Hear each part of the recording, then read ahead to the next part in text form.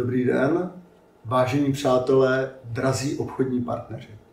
Rád bych s vámi na této platformě sdílel něco, na čem jsme v poslední době velmi intenzivně pracovali.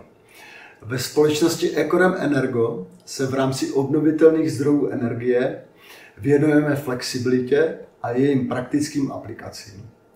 V posledních měsících jsme se zaměřili zejména na velkokapacitní bateriová úložiště.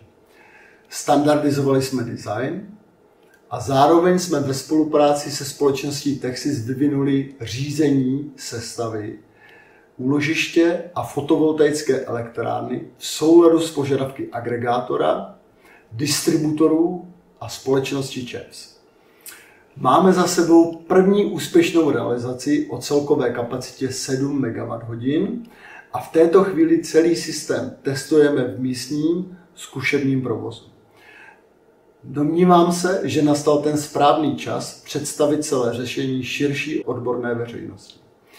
V následujících týdnech vás tedy postupně přiblížím naši technologii, způsob celé výstavby a zejména možnosti zobchodování všech příležitostí, co nám v tuto chvíli trhy s elektrickou energií a regulační elektrickou energií nabízejí.